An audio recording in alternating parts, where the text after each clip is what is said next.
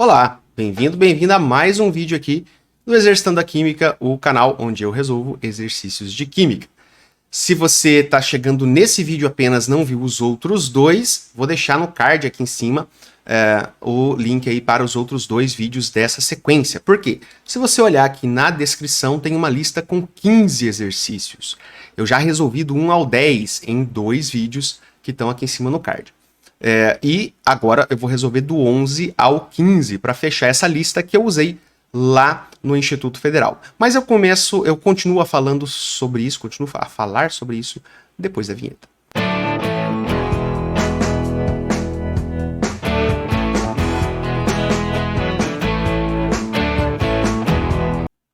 Isso aí, professor Ricardo Marconato com vocês aqui em mais um vídeo. Como eu estava falando, é uma listinha que eu apliquei para meus alunos lá do Instituto Federal, campus Campo Grande. Nós estamos trabalhando aí com o tema equilíbrio para fechar esse semestre, referente, obviamente, ao momento em que eu estou gravando, né, final de 2021. E para que eles tenham ali como estudar para avaliação, eu corrijo aqui as questões para eles e fica para você também, que não é meu aluno e que de repente segue aqui o canal ou encontrou por acaso esse vídeo. Se você quiser ver os outros dois, tem o card aí que vai estar com o link para os outros dois. E também fica aí o convite para, se você gostar, deixar aquele seu joinha, se inscrever no canal, ativar o sininho se não for inscrito, se não for inscrita, fica aí o convite. Também fica o convite para você me encontrar lá no Instagram, @exercitandoaquímica. Tem alguns materiais publicados lá, eu não publico lá com tanta intensidade, mas é uma forma também de você mandar um direct ali, de repente, com alguma dúvida pontual. Não vai me mandar uma lista de exercício que você tem de tarefa, que eu não vou fazer, obviamente, mas tirar uma dúvida ou outra, me manda um direct lá também, beleza? Era isso então, de início aqui de introdução, e vamos para a lista, né? Lembrando, esse aqui é o número 11, e eu vou fazer do 11 ao 15, os demais são parte de outro vídeo aí. Vamos lá. Em 1888, Henri Le Chatelier formulou o chamado princípio de Le Chatelier, que afirma: se uma perturbação externa for aplicada a um sistema em equilíbrio, o sistema reagirá de tal modo a aliviar parcialmente essa perturbação. Sobre essa afirmação, é correto afirmar o quê? Então, vamos só recordar aqui quais são os fatores, né? Quais são as perturbações. Cadê? Por que você não está desenhando? Essas perturbações externas que a gente pode fazer. São 3, tá? Fatores que a gente pode modificar para alterar o equilíbrio. Um deles é a concentração dos participantes, tanto faz reagente ou produto, concentração em mol por litro, tá? Se eu aumento a concentração de um dos participantes, qualquer um deles, eu tenho o seguinte efeito, né? Eu desloco o equilíbrio para o lado oposto. Como assim, professor? Para o lado oposto. Se eu tenho um equilíbrio, vamos colocar aqui um equilíbrio A mais B. Vamos até fazer o seguinte, né? Vamos dar uma melhorada nisso aqui, ó. Eu tenho A gasoso mais 2B gasoso em equilíbrio com, por exemplo, C gasoso mais 2D sólido. Beleza? Então, vamos colocar aqui um equilíbrio hipotético ABCD nessas condições. 3 participantes são gasosos e 1 é sólido. E vamos fazer o seguinte, eu vou colocar aqui que tem um ΔH dessa reação, que ele é, sei lá, ele é menos 10 kJ, tá? Com isso aqui a gente consegue ver a ideia dos efeitos aqui, dos 4 tipos de situações, de perturbações que vão gerar deslocamento do equilíbrio. Então, quando eu aumento a concentração, desloco para o lado oposto. Como assim? Se eu aumentar a concentração do A, o que o equilíbrio vai tentar fazer? O que o sistema vai tentar fazer? Reagirá de modo a aliviar parcialmente essa perturbação. Se eu aumentei A, o equilíbrio vai reagir de modo a consumir A. Se eu aumentei, o equilíbrio vai tentar diminuir o que eu aumentei. Então, se eu aumentei A, como é que ele faz para diminuir o A? Ele faz o A reagir com o B para formar C e D. Então, se eu aumentei A, ele vai forçar o consumo do A, e o consumo do A significa trazer aqui mais coisas para o lado dos produtos. A mesma coisa se eu aumentar o B. Se eu aumentar a quantidade de B lá no equilíbrio, ele vai consumir o B, fazendo ele reagir com o A e virar C e D. Por isso, desloca para o lado oposto. E tanto faz eu adicionar no reagente ou no produto. Se eu adicionar o C, aumentar a concentração do C, ele vai reagir de modo a consumir o C e deslocar para cá. E aqui eu coloquei uma pegadinha. E se eu aumentar o D? Vai deslocar o equilíbrio? Não vai. Por quê? Porque eu tenho que aumentar a concentração. E o D é sólido. Ele não vai variar a concentração de D, porque ele está sólido. Se eu adicionar D sólido, não vai variar a concentração do D. Então, não vai deslocar o equilíbrio. Então, sólidos não deslocam o equilíbrio se eu adicionar ou se eu retirar. Beleza? Essa é a ideia. Aumentou a concentração, então aquoso gasoso, desloca para o lado oposto. E se eu reduzir, pegar a concentração de alguma forma e reduzir de um dos participantes, eu desloco o equilíbrio, desloca para o mesmo lado. Por que que desloca para o mesmo lado? Porque se eu retiro A, o que que o sistema vai tentar fazer? Vai tentar aliviar a perturbação. Se eu retirei, o sistema vai tentar recolocar, né? Adicionar. Se eu retirei, o sistema tenta colocar. Como é que eu consigo colocar o A se eu retirar ele? Eu faço a reação vir para esse lado, no sentido que repõe o A. Então, se eu tiro o A, desloco o equilíbrio para o lado da formação do A. Se eu tiro o B, desloco o equilíbrio para o lado de repor esse B. A mesma coisa, se eu tirar o C, desloca para o lado de repor esse C. E o sólido não interessa para a gente isso, porque a gente não não altera a concentração do sólido, beleza? Então só vai alterar quando puder alterar a concentração em mol por litro no meu sistema. Então esse é o efeito da concentração. Outra coisa é a temperatura. A temperatura, se eu variar a temperatura, eu mudo o valor do Kc ou do Kp e também eu posso deslocar o equilíbrio. E aí a temperatura, a variação dela, vai ter a ver com a termoquímica, tá? E aí é o seguinte, a gente tem aqui, ó, vou colocar um destaque em amarelo, esta reação aqui, ó, que vai para a direita, a reação direta, ela vai ser relacionada ao sinal do meu ΔH. Sempre o sinal do meu ΔH está relacionado à reação direta. Então, quando eu tenho aqui, ó, ΔH menos 10, quer dizer que a minha reação direta, ela é exotérmica, né? Sempre a direta se relaciona ao sinal do ΔH. Se a minha direta é exotérmica, a minha reação inversa, ela vai ser o contrário. Se a direta é exo, a inversa é endo. Beleza? Ficou apertadinho aqui, mas está cabendo ali na tela. Beleza? Sempre é essa lógica. O sinal do ΔH está sempre relacionado à reação direta. Se é exo a direta, a inversa é endo e vice-versa. Se aqui fosse positivo, a direta seria endo e a inversa seria exotérmica. Por que que isso é importante? Porque aí a gente vem a relação com a temperatura. Se eu aumentar a temperatura, eu favoreço qual sentido? O sentido que quer receber energia, receber calor para funcionar. Qual dessas duas que gosta de receber energia para funcionar? Quem recebe é endo. Então, o endo recebe calor. E o exo, o que ele faz? Ele libera calor. Só lembrando lá da termoquímica. Então, quando eu tenho um sentido endo, significa que ele quer receber energia para acontecer. E isso acontece quando eu aumento a temperatura. Eu estou fornecendo energia para o sistema.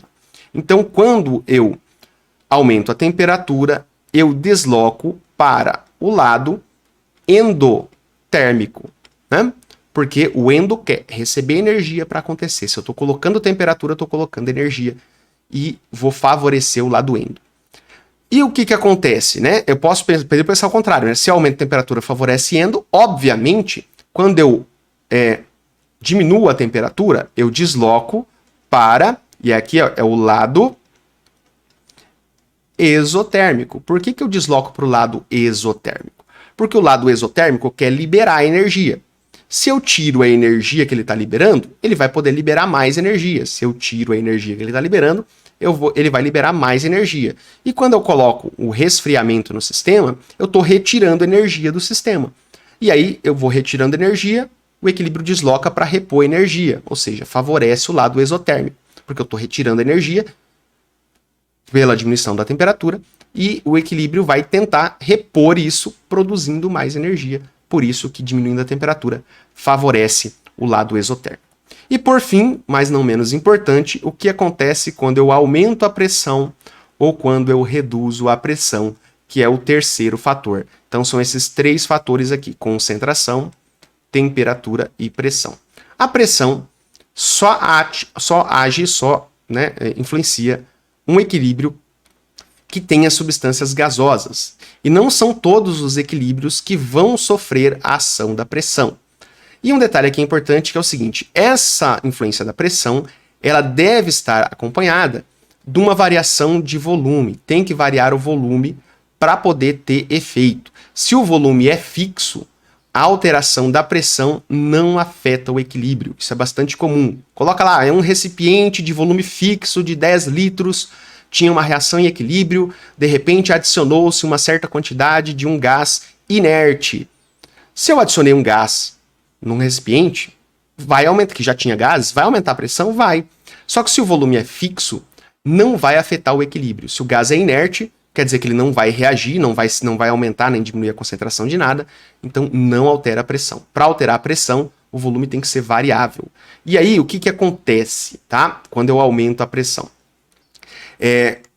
Pensa numa seringa. Vou usar aqui a minha mão, né, para ser a seringa. Aqui é a ponta da seringa, aqui é o êmbolo da seringa, tá? Então, se a minha seringa tem esse volume aqui, esse espaço, tá? Aqui dentro, se eu aumento a pressão, se eu aperto o êmbolo, o que acontece com o volume? O volume abaixa. Se eu tiro a pressão, se eu puxo aqui, eu diminuo a pressão, o volume aumenta. Então, quando eu aumento a pressão, o volume diminui. Quando eu diminuo a pressão, o volume aumenta. Ou seja, pressão e volume são inversamente proporcionais. Se eu aumento a pressão, o volume abaixa. Se eu diminuo a pressão, o volume aumenta. E isso é o que influencia, que pode influenciar sistemas em equilíbrio com a participação de gases. O que você tem que olhar para dizer se a pressão vai ou não influenciar? Você vai olhar aqui, ó, os coeficientes estequiométricos de todas as moléculas gasosas. Só gases interessa, sólido não interessa. E aí você vai somar todos os números de mols das moléculas gasosas, independente de qual é a fórmula. Você vai ter 1 mol de gás aqui e 2 mols de gás aqui. Então, na minha esquerda, aqui nessa reação hipotética, eu tenho 1 mais 2, eu tenho 3 mol de moléculas gasosas. E desse lado, eu tenho apenas 1 mol de molécula gasosa, porque aqui é 2 de sólido, tá? Então, pegadinha de exercícios aí. Coloca aqui, 3 e 3 igualou, e agora? Né? Não é diferente, depois eu vou comentar que tem equilíbrios que não são afetados. Beleza, aqui só 1 mol de gás. E aí eu comparo. Tem diferença? Tem. Aqui é 3 e aqui é 1. Se for diferente a quantidade de moléculas gasosas dos dois lados, então eu posso ter a influência da pressão variando aí, deslocando o equilíbrio. Como é que funciona? Se eu aumento a pressão, diminui o volume. Isso favorece o lado que tem menor número de moléculas gasosas. Por quê? Porque 1 mol de qualquer gás, numa determinada pressão e temperatura, vai ocupar um volume específico, independente se o gás é o gás A, o gás B ou o gás C. 1 mol de qualquer um desses gases ocupa o mesmo volume. Então a gente pode pensar o seguinte: esse 3 mol equivale a 3 volumes gasosos, porque cada mol ocupa um volume. Então aqui eu tenho 3 volumes gasosos e aqui eu teria 1 volume gasoso, tá? Então, por que dá essa diferença? Por que tem influência? Porque 1 mol de qualquer gás ocupa um determinado volume, a mesma temperatura e pressão, independente de qual é esse gás, tá? Então eu posso relacionar mol com volume. 1 mol, 1 volume. 3 mol, 3 volumes. Quando eu reduzo a pressão, o que eu estou fazendo? Eu estou diminuindo o volume. E o equilíbrio, como está aqui, ó, se eu perturbo ele, o sistema tenta aliviar isso. Se eu aumentei a pressão, ele vai tentar diminuir essa pressão. E como é que o equilíbrio faz isso nos sistemas gasosos? Ele adequa o equilíbrio para o lado que vai aliviar isso. A pressão de um gás no recipiente é proporcional aí à quantidade de gás que eu tenho ali, quantidade de moléculas gasosas. Então, se eu aumentei a pressão, como é que ele consegue reduzir a pressão para aliviar? Ele desloca o equilíbrio no sentido do menor número de moléculas no estado gasoso, porque elas ocupam um volume menor. Então, se eu aumentei a pressão, ele vai tentar deslocar o equilíbrio para uma condição que possa estar mais tranquila ali num menor volume. E isso acontece para o lado que eu tenho um menor número de moléculas no estado gasoso, um menor volume gasoso ocupado. Então, sempre que aumenta a pressão, desloca para o menor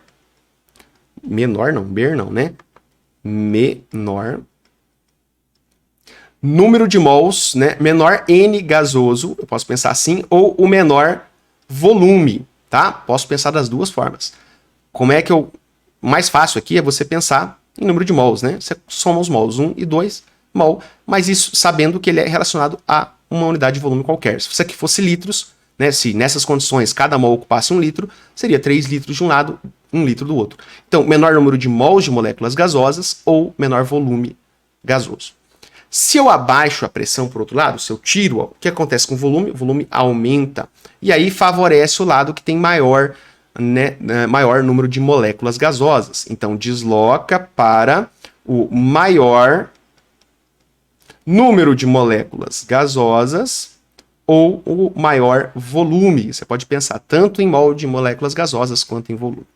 Essa é a lógica aí da influência da pressão. Vou colocar aqui agora um exemplo de um equilíbrio gasoso, tá? Para a gente analisar as possibilidades. Então aqui, naquele caso ali, seria influenciado, porque tem diferença. 3 de um lado, 1 do outro. Se eu aumento a pressão nesse sistema, desloca para a direita. Se eu diminuo a pressão nesse sistema, diminuir vai para o maior volume, vem para a esquerda. E nesse sistema aqui, ó, H2 gasoso mais Cl2 gasoso, em equilíbrio com 2HCl, também gasoso. O que aconteceria se eu variasse a pressão aqui? Nada. Por quê? Porque eu tenho 1 mol de gás aqui. Com 1 mol de gás aqui, o total dá 2 mol de moléculas gasosas. Quanto que eu tenho aqui? 2 mol de moléculas gasosas. Então, nesse caso, a pressão não afeta.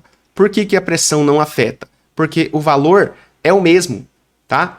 Os dois ocupam o mesmo volume. Tem 2 mol de um lado, 2 mol do outro. Vai ocupar 2 volumes de qualquer jeito.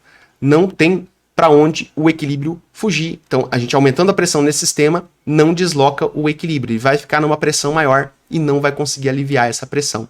Diferente quando eu tenho valores diferentes de moléculas gasosas. Se eu aumento a pressão, ele consegue aliviar, deslocando para o lado de menor volume, menor moléculas gasosas. Se eu diminuo a pressão, ele consegue aumentar a pressão, aumentando a quantidade de moléculas gasosas, deslocando nesse sentido. Então, esse aqui é uma revisão geral. Tem outros aqui nessa sequência que vai trabalhar aqui esse princípio de Le Chatelier, eu não vou voltar a falar isso. Então, ficou aqui essa revisão de princípio de Le Chatelier. Agora, feita toda essa revisão, né? O que é correto eu afirmar considerando o princípio de Le Chatelier? O aumento da pressão desloca a reação do lado com mais mols. Não, acabamos de ver. O aumento da pressão desloca no lado de menor mols de gás. E não é com mais mols, é o lado de menos mols. Tá errado. A remoção de um reagente desloca o equilíbrio para a formação do produto. Então, se eu retiro o reagente, desloca para onde? Se retiro um participante, desloca para o mesmo lado. Se eu retirei reagente, desloca para onde? Para o reagente e não para o produto. Desloca para o mesmo lado. Se eu tirei do reagente, desloca para o reagente. Reduziu concentração, desloca para o mesmo lado. Tirei do reagente, vai para o reagente. Tirei do produto, vai para o produto. Se eu adicionar um produto, desloca para onde? Para o lado oposto. Se eu adicionar, desloca para o lado oposto. O lado oposto do produto é o produto? Não, esse é o mesmo lado. O lado oposto do produto é o reagente. Tá errado. Adicionou de um lado, desloca para o outro e não para o mesmo. Se eu remover um produto, desloca para o reagente. Não. Se eu remover produto, desloca para onde? Abaixei, desloca para o mesmo lado. Removi produto, desloca para o produto. Não desloca para o reagente, é para o mesmo lado. Com isso, a gente já tem a nossa resposta, que é a letra E. A adição de um reagente desloca para o produto. Ok, se eu adicionar reagente, desloca para o lado oposto. O lado oposto do reagente é o produto. Então, isso está correto. Beleza? Então, toda essa revisão, se você tivesse essa ideia aqui do princípio de Le Chatelier fácil na mente, você conseguiria fazer essa leitura e chegar rapidamente aí na letra E. Beleza?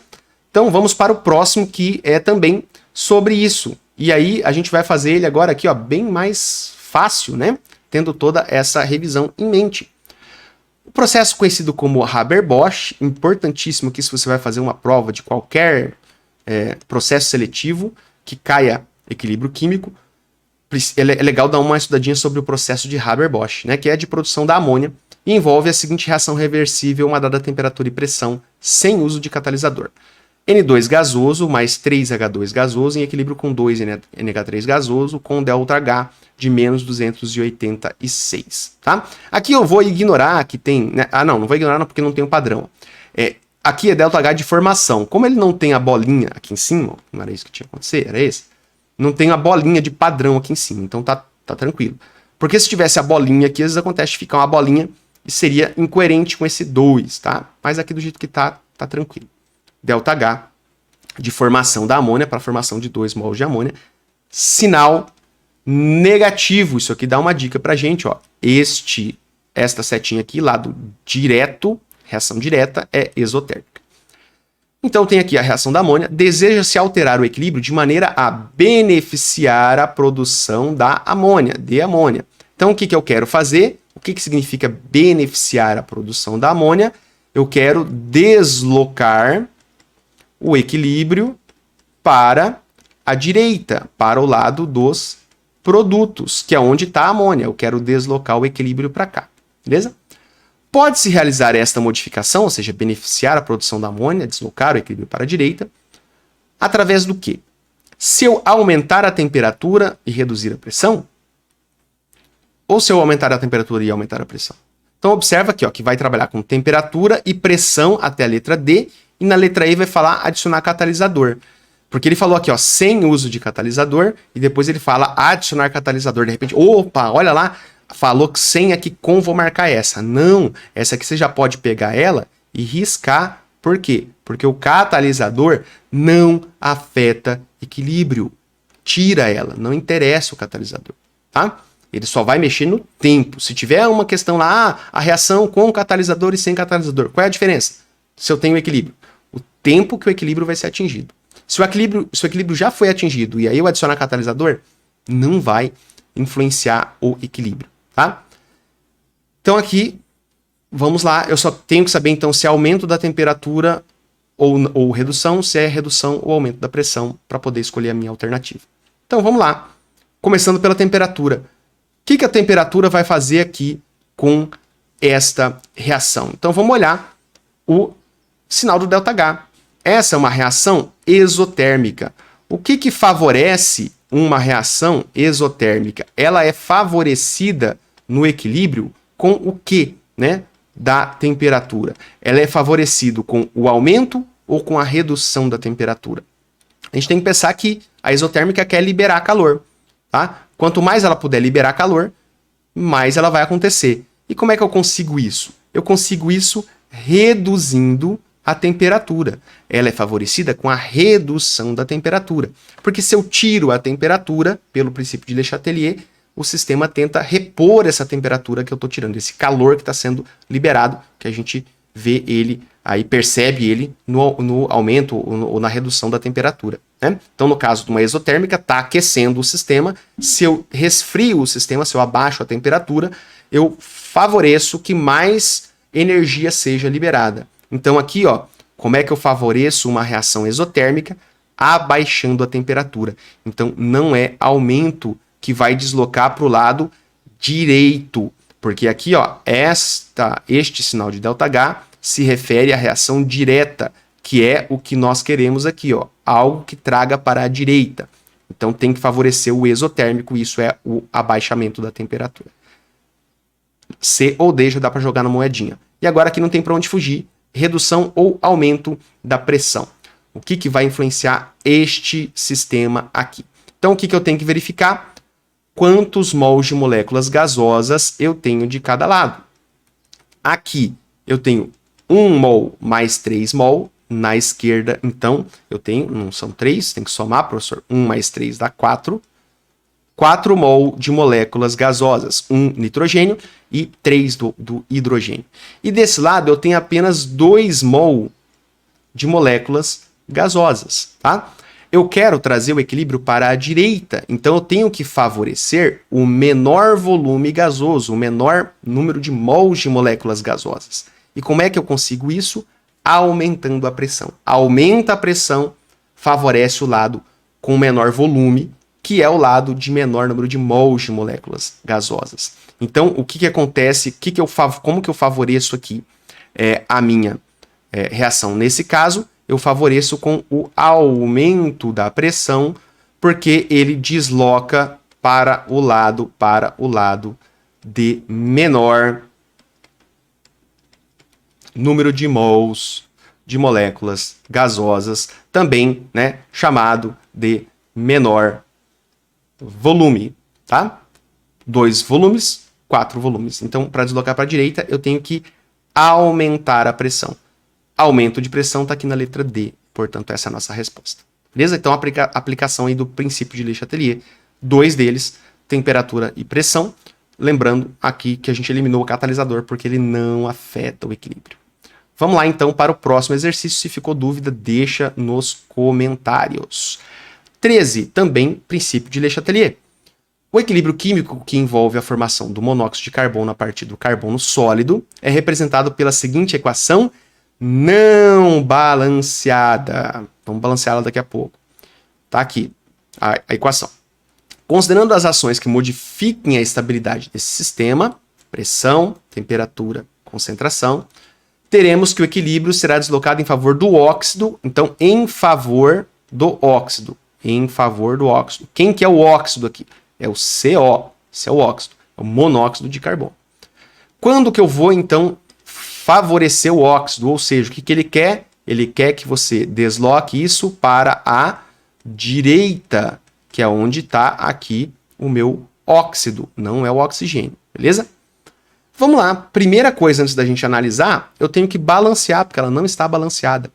E sempre veja o balanceamento, independente do exercício falar ou não se ela está balanceada. Sempre confira o balanceamento quando aparece uma equação química.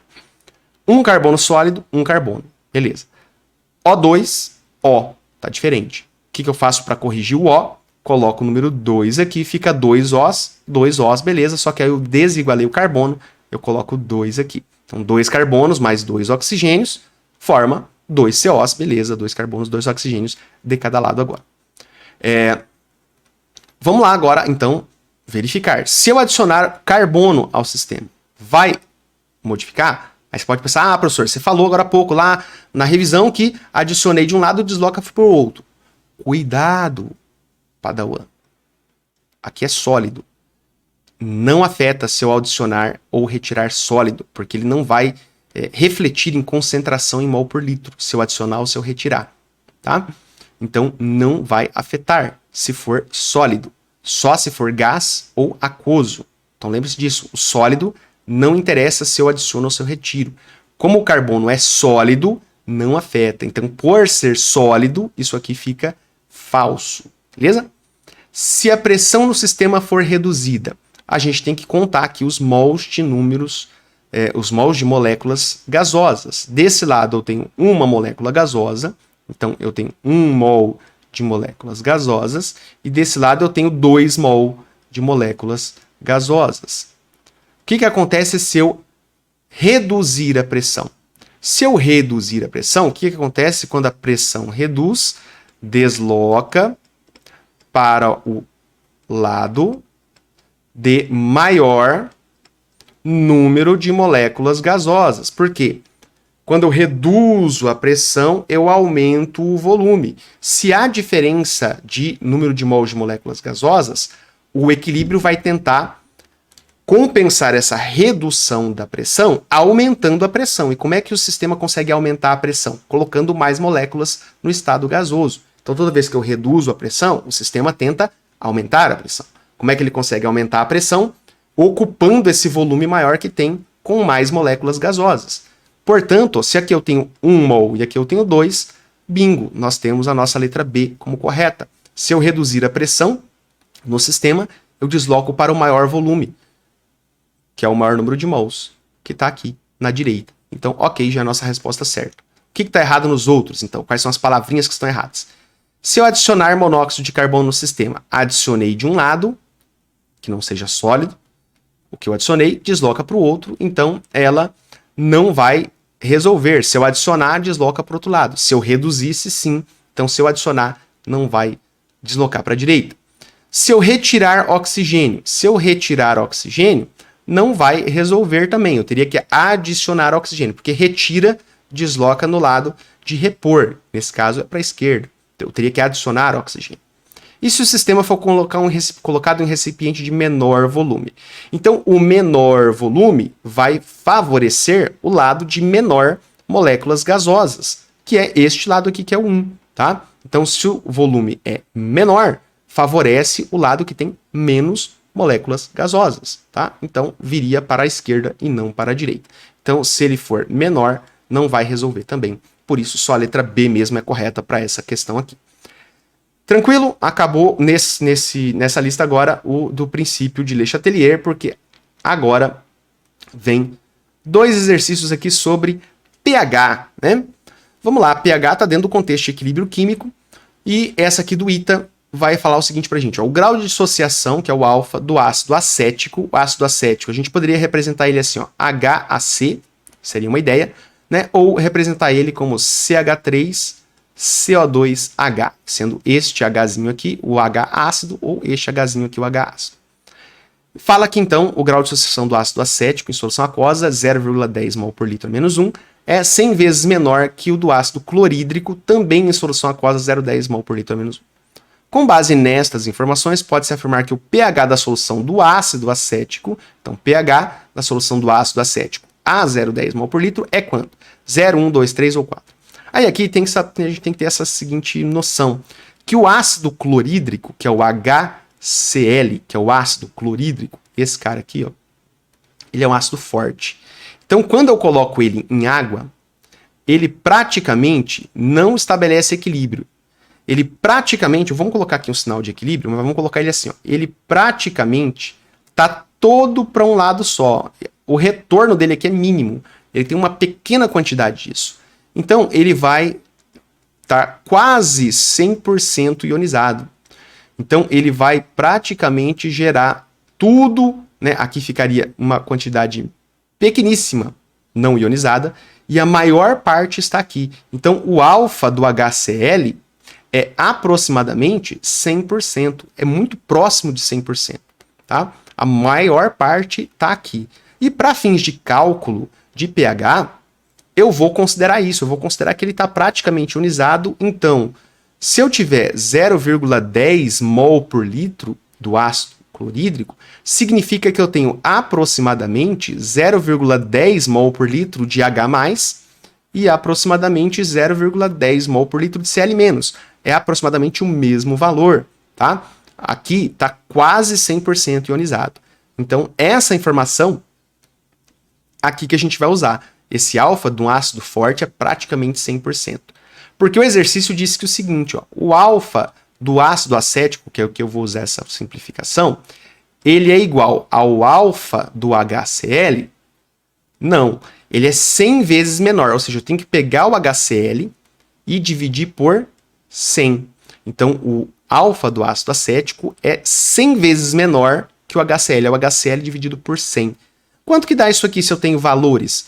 O HCl vale 100%, se eu dividir por 100, isso equivale o quê? Que o alfa do meu ácido acético é em torno de 1%, tá? Aproximadamente 1%, porque o alfa do HCl é aproximadamente 100%. E aqui a gente consegue, então, fazendo essa relação, sabendo que para um ácido forte eu posso fazer essa aproximação de 100%, eu consigo, a partir desse dado que o exercício me deu, um é 100 vezes menor que o outro, eu consigo chegar no alfa do ácido acético. E por que eu preciso isso? Porque quando eu tenho o ácido acético, vou colocar ele assim, ó, HAC, ácido acético, aquoso, o que acontece? Ele estabelece um equilíbrio separando o H+, aquoso, e esse AC-. O que esse AC- representa, tá? O que é esse AC- que eu coloco aqui? É o CH3, CO2-. Então, essa é a equivalência aqui. Esse AC- equivale a escrever CH3CO2-. E isso aqui a gente chama de acetato, tá? O acetato pode ser representado por esse, simplificadamente por esse AC-, ou escrever CH3CO2-, ou às vezes a gente pode repetir COO ao invés de escrever CO2, tá? Para simplificar aqui, eu estou usando esse AC. E aí, qual que é a história aqui? Como ele é 100 vezes menor, significa que apenas 1% do que eu tiver de concentração ali, do que eu tiver adicionado, vai estar ionizado. Então, se eu tenho 0,10 mol por litro disso, essa concentração, que representa o que foi ionizado, o H+, e o AC-, não vai ser 0,1. Vai ser o quê? 1% desse valor. Então, aqui vai ser 1% apenas do 0,10 que vai estar aqui. E aqui é a mesma coisa. O que eu teria que fazer, então? Calcular quanto que é 1% de 0,10. Você poderia fazer isso usando uma regra de 3, né? Se 0,10 equivale a 100%, 1% vai equivaler quanto? Vai equivaler um valor x, né?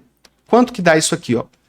X vezes 100 vai dar 100x, igual a 1 vezes 10, 0,10, beleza? Depois, esse 100 não vai passar dividindo? Vai. Então eu vou apagar ele aqui, ó, e vou colocar ele dividindo ali. Quanto que vai dar? 0,10 dividido por 100. Isso aqui dá pra gente 0,001, né? Eu aumento 2 casas decimais aqui, tá? Então, a gente tem aqui 0,001 no meu resultado aqui, 0,001 o quê? Mol por litro, no caso aqui está tudo em mol por litro. Eu vou substituir, então, esse 1% de 0,10 pelo valor que a gente encontrou. Beleza, se ele está 1% ionizado, significa que apenas 0,001 mol por litro virou H+, e, consequentemente, 0,001 mol por litro virou AC-, tá? E aí eu consigo calcular o pH agora, porque o que é o pH?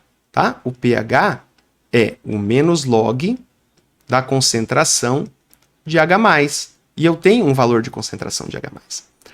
Para facilitar o nosso cálculo, o que eu vou fazer? Eu vou representar esse cara aqui como uma potência de 10, que é 1 vezes 10 elevado a quanto? 3 casas decimais menos 3. 1 vezes 10 a menos 3. Eu vou jogar aqui, então, não 0,001, eu vou jogar 10 a menos 3. Então, o meu pH é menos log de quanto? De 1 vezes 10 a menos 3? É 10 a menos 3, não precisa escrever 1. De 10 elevado a menos 3, tá? Como é que a gente poderia pensar a resolução aqui, né? Esse menos 3, né, para resolver o log aqui, que é na base 10, que eu faço? Jogo esse 3 aqui para frente e vai ter um joguinho de sinal, né? Menos com menos aqui, vai dar mais 3. Vezes o log de 10 na base 10, que é 1. Vai dar 1. Você pode pensar isso lá na matemática, ou, de modo simplificado aqui, que vai ser o pH? Simplesmente esse expoente com sinal trocado, porque esse expoente vai ser negativo, e esse menos tem a finalidade única e exclusiva de trocar o sinal. Então, pH aqui vai ser igual a 3, beleza? Que está aqui na letra D. Tranquilo? Dúvidas? Coloca aí nos comentários. Lógica aqui desse exercício, então, foi o quê?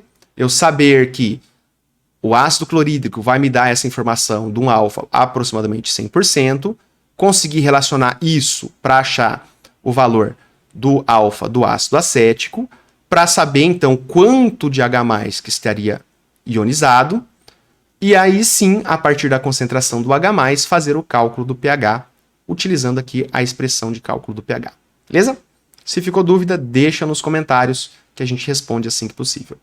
Último exercício da lista, que eu vou começar a responder depois de um copo d'água, um gole d'água.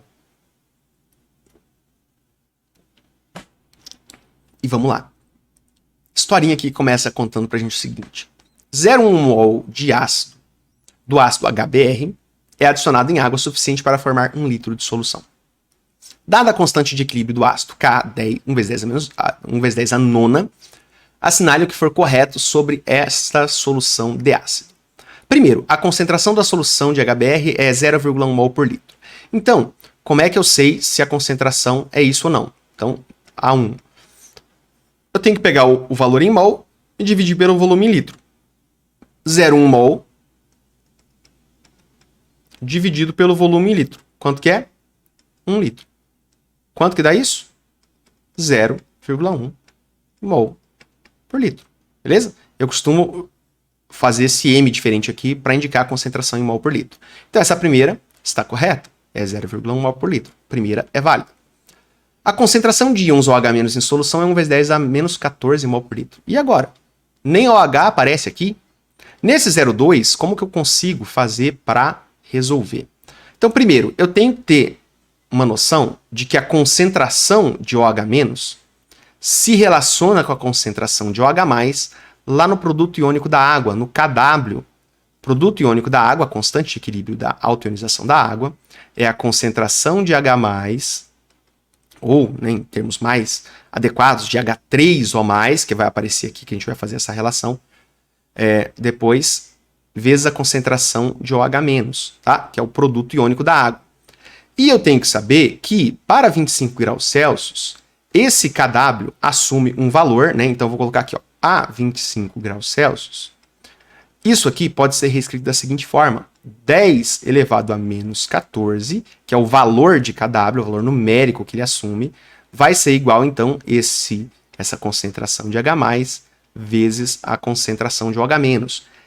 Quando eu estudo equilíbrio químico, pH, pOH, a gente entra na autoionização da água e essa informação aqui é com frequência necessária para você resolver exercícios. Então é importante lembrar dela.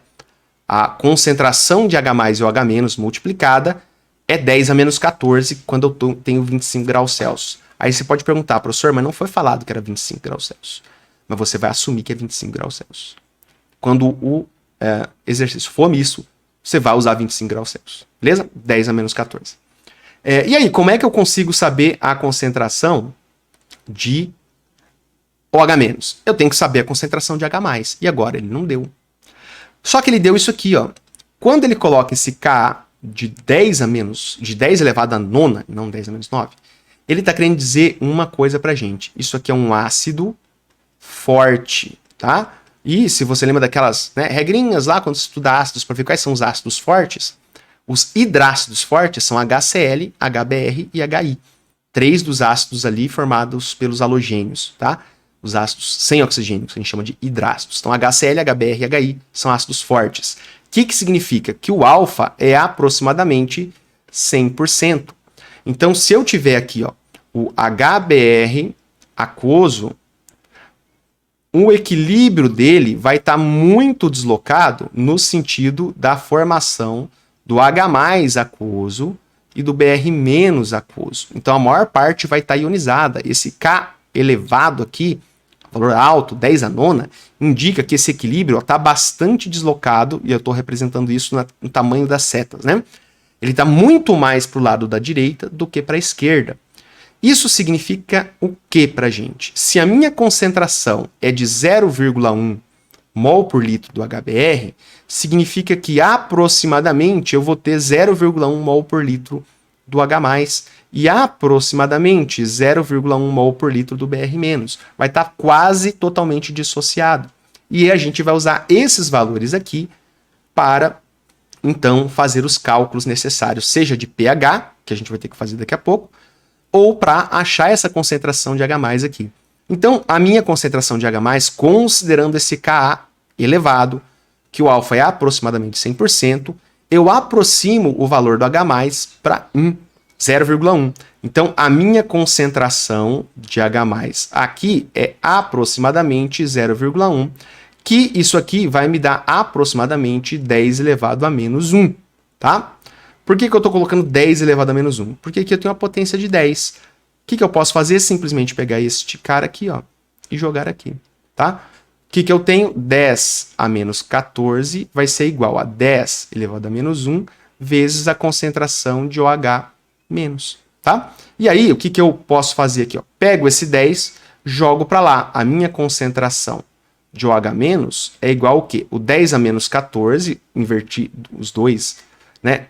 Inverti o lado aqui, os dois membros, né? E esse que estava multiplicando o OH, ele passa dividindo o 10 a menos 14. Fica aqui, ó, 10 a menos 1. 10 a menos 14 dividido por 10 a menos 1, mesma base, eu subtraio os expoentes. Menos 14, divisão, né? Subtrai os expoentes. Menos 14 dividido por menos 1 dá menos 14, menos o menos 1. Menos com menos vai dar mais. 10, menos 14 mais 1, pelo joguinho de sinal, vai dar menos 13. Então aqui a concentração de OH- nessa solução vai ser 10 a menos 13 e não 10 a menos 14. Então isso aqui está errado. Beleza? A 4 diz o seguinte, o HBr é um ácido forte, ok. A gente já tinha visto isso aqui, para poder responder a 2, você já tinha que saber a 4 aqui, né? Então, correto. Esse 10 a nona diz que tá bastante deslocado para a direita, e isso me indica um ácido forte. E a gente teve que usar essa informação para julgar ali a afirmação 2. Então tá correta, já ficou respondida aí. A concentração de íons H3O+, em solução, é 1 mol por litro. Então, concentração de H3O+. O que é o H3O+? Ele é a união do H+, com o H2O. Então, H+ e H2O formam o H3O+. Porque a água, né, o oxigênio aqui, ele tem pares de elétrons livres, e esse H+ lá na solução, ele não fica sozinho, tá? Então, ele se une com uma molécula de água, ou, se o meio não for aquoso, se não tiver água, ele pode se unir a outra estrutura que seja capaz de receber esse H+, tá? Então, a gente tem aí as teorias ácido-base de Bronsted-Lowry e de Lewis que vão abordar isso, tá?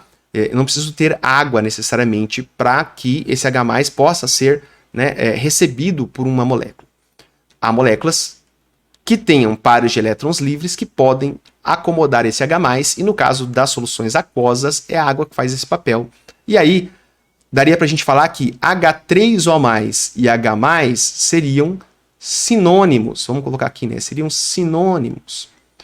Tanto usar um como o outro é válido, tá? O mais correto é H3O+, e o mais simples é H+, tá? Então, na própria fórmula do pH, que agora há pouco a gente usou, né? Era pH, não era pH3O+, tá? Então, a escala é de pH, não é a escala de pH3O+. Então, o íon H+ é uma simplificação bastante útil para a gente utilizar. Porém, o que existe, na verdade, é esse carinha aqui, que ele recebe o nome de hidrônio, ou hidroxônio, tá? Prefiro o termo hidrônio. Hidrônio ou hidroxônio é o H3O+, tá? A concentração deles é 1. Então, se ele é sinônimo de H+, e a gente já encontrou aqui a concentração de H+, é 0,1 e não 1. Então, a 8 é falsa, tá? Porque a gente já encontrou que a concentração é 0,1 e não 1 mol por litro. Beleza? E agora, o pH dessa solução é 1. Como que eu calculo o pH? pH é igual ao menos log da concentração de H+, ou, se você quiser ser mais, né, específico, de H3O+. A concentração de H+ é 0,1, que a gente já viu aqui, ó, né, que equivale a 10 elevado a menos 1, para poder calcular aqui, né, ali a concentração de OH-. Então, vamos substituir aqui, não com 0,1, e sim com 10 a menos 1. Então, é o log de 10 elevado a menos 1. Novamente, o pH, ele é o expoente aqui. E quando a gente simplesmente tem 10 elevado a menos alguma coisa, é muito tranquilo. O pH vai ser simplesmente o expoente com o sinal trocado, porque esse menos aqui faz esse papel para a gente. Então, pH 1, correto, a 16 está certa. Se você fosse marcar o gabarito, você ia marcar 1 mais 4 mais 16, o gabarito lá seria 21. Beleza? Então, com isso, a gente fecha essa lista de equilíbrio químico, que eu dividi em 3 vídeos, 1 a 5, 6 a 10, 11 a 15, a gente fecha com esse. E fechamos, então, esta sequência aí de vídeos de equilíbrio químico, que eu vou publicar um dia após o outro, né? Se você está vendo esse vídeo e não saiu do vídeo até agora, significa que os 3 vídeos já estão publicados. Eu vou publicar um na data que eu estou gravando, um no dia seguinte e um no outro dia, vão ficar programados, vai sair na sequência. 3 dias seguidos vai sair esses vídeos aqui para vocês no ar, beleza?